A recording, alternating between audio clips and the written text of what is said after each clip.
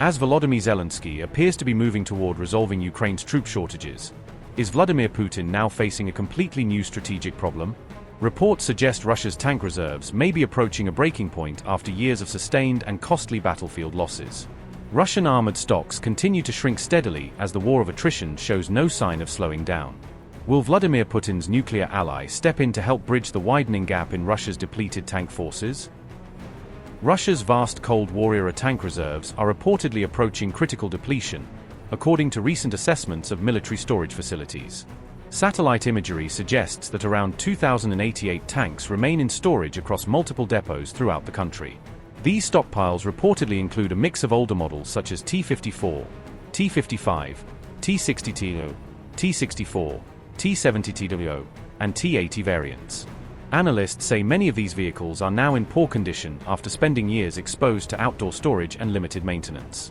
The 904th storage base has reportedly become an important transit hub, with tanks being moved out toward frontline units as losses continue.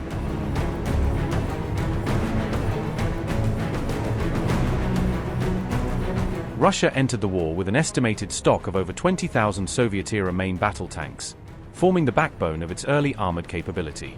However, a significant portion of these vehicles had already been scrapped or sold off in previous decades, steadily reducing the size of usable reserves. Russian armored forces have also suffered heavy losses due to the widespread use of modern anti-tank weapons deployed by Ukraine. In the early stages of the war, large numbers of tanks were reportedly destroyed or captured during intense frontline engagements. In response, Russia has increased domestic tank production to around 280 to 300 units per year to help replenish battlefield losses. This marks a notable rise compared to pre-war output, but it still remains far below Soviet-era industrial capacity.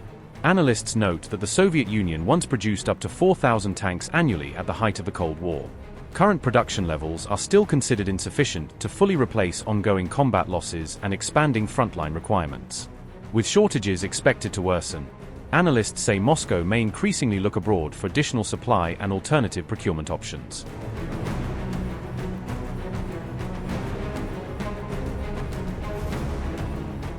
North Korea has emerged as a potential source of armored vehicles and military equipment, according to recent defense assessments. The Chonma-20 tank is reported to offer capabilities that could be broadly comparable to more modern Russian designs, based on available open-source analyses. Pyongyang is also believed to hold large stockpiles of older T-54 and T-62 tanks, which could potentially be transferred or refurbished for external use.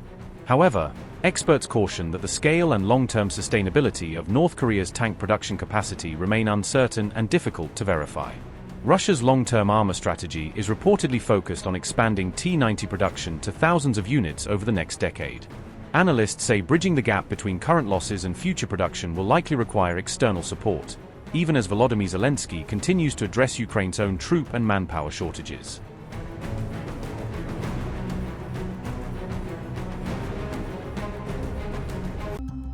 Ukraine's president has announced sweeping changes to military service rules and compensation structures, aimed at strengthening morale and improving retention within the armed forces.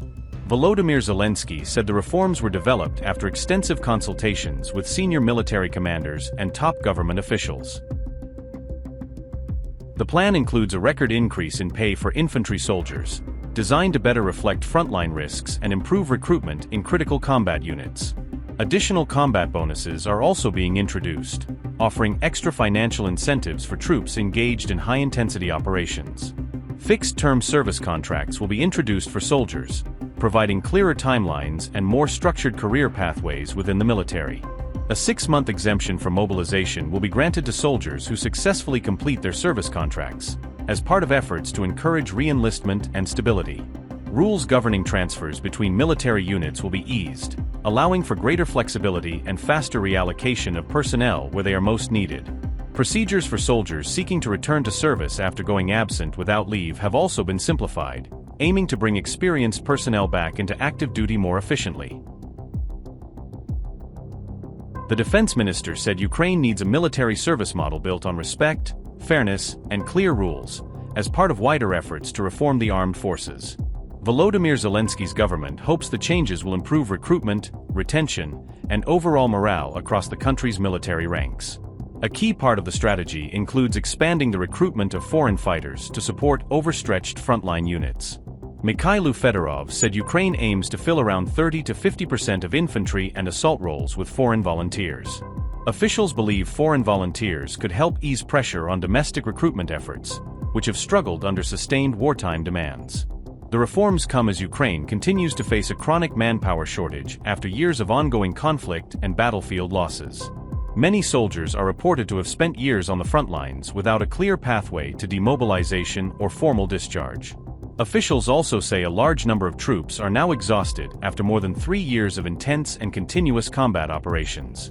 Newly mobilized soldiers have often been described as less motivated, particularly in high-risk infantry roles where pressure and casualties remain highest.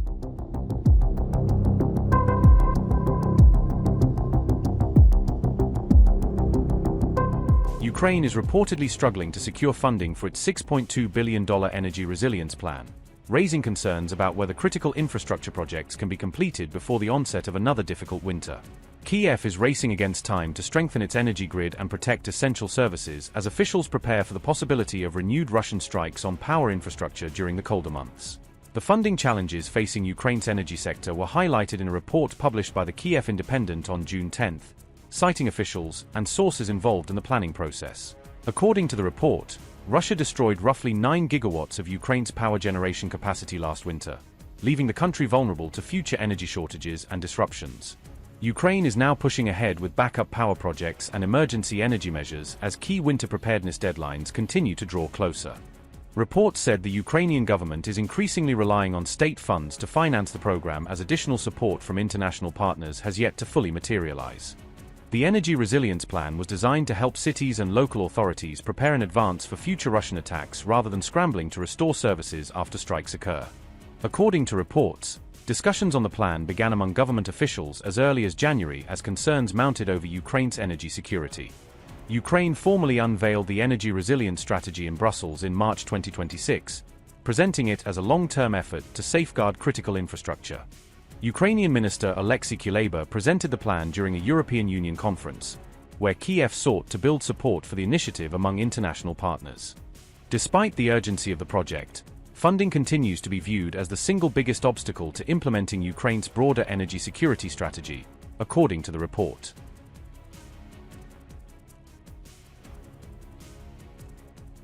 The European Union has already provided around €3 billion in energy assistance to Ukraine since the start of Russia's full-scale invasion, according to a report cited by the Kiev Independent. As Kiev searched for ways to finance its €5.4 billion energy resilience plan, officials reportedly explored multiple funding options while continuing discussions with international partners. According to the report, the European Union ruled out creating a separate funding package specifically for Ukraine's energy resilience program despite ongoing financing needs. Brussels had already approved a much larger €90 billion support loan for Ukraine, which is intended to cover a broad range of military and civilian requirements. Reports said Kiev examined the possibility of using part of that €90 billion European support package to help finance key elements of the energy resilience plan. Ukrainian officials reportedly weighed whether funds from the broader EU loan program could be redirected toward projects aimed at strengthening energy security and winter preparedness.